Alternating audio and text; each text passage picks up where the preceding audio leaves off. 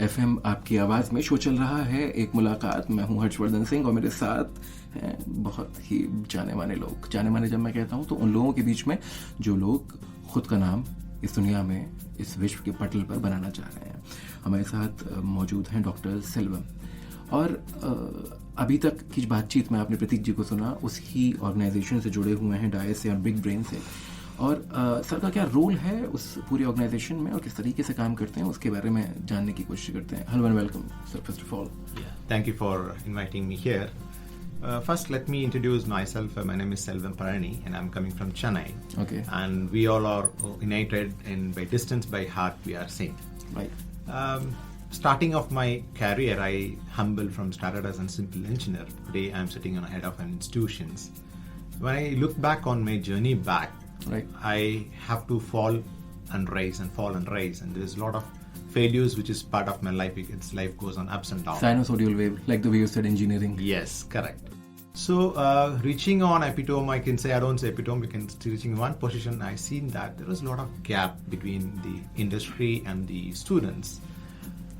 If you refer the India skill report, India is on very back seat, we can say. The employability rate is very less. We can say only 60% are getting employable. In that one, only the creamy layer of students will get it. And second perspective, if you take on the International Innovation Index, India was, we say we compare China as a Right. third country, etc. But China is in the top 5, and India was in 80s, and now they are in 46. This what is the gap? If you Right. see on one is employable gap, on a research gap, and I can able to see there is a lot of skill gaps Right. is very widely open there. I started doing a lot of research and articles on this one, and I found why can't I reach the various colleges so that I can able to tell them this is your gap. If you bridge it, you can able to get employable. Right. Once you are employable, slowly it's like coming to you have to first walk, run, Right. and you cannot fly Exactly. in one shot. People will say on one day you become a unicorn startups, but you have to become employable. Right. Once you are employable, only you can become an entrepreneurial.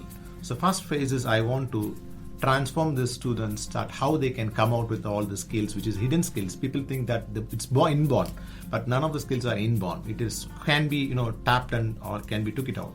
So I started reaching with various courses like Employable to entrepreneurial, and for college to corporate. Okay. And so far I have reached around 15 plus colleges, directly, indirect to virtual or online.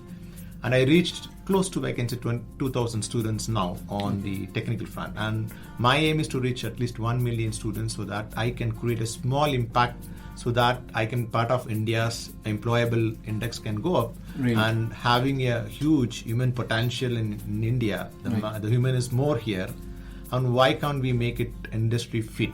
Right. One side we are crying saying that no employment, and other side industry is telling there is You're no not eligible for. employable people available. There is a Right. big gap.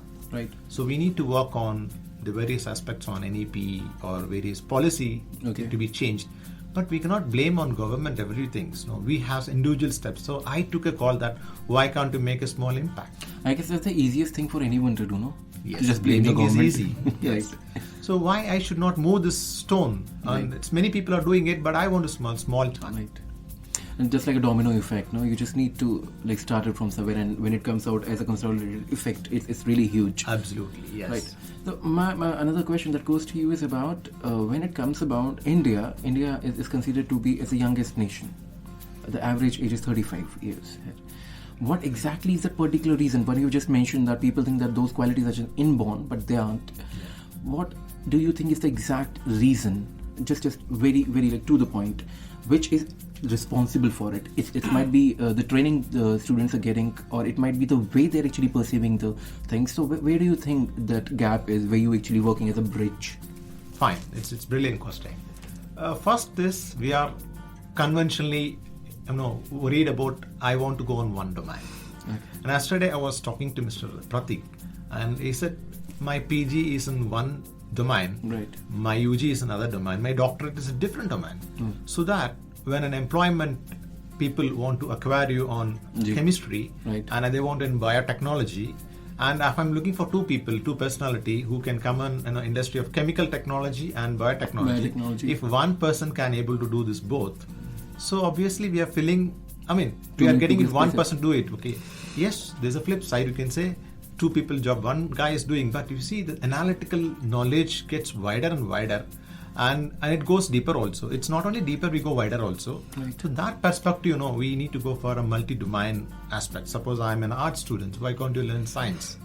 So that's what today, if we're blending off this education are coming, hybrid education. Exactly. This new education policy which is over there. Right.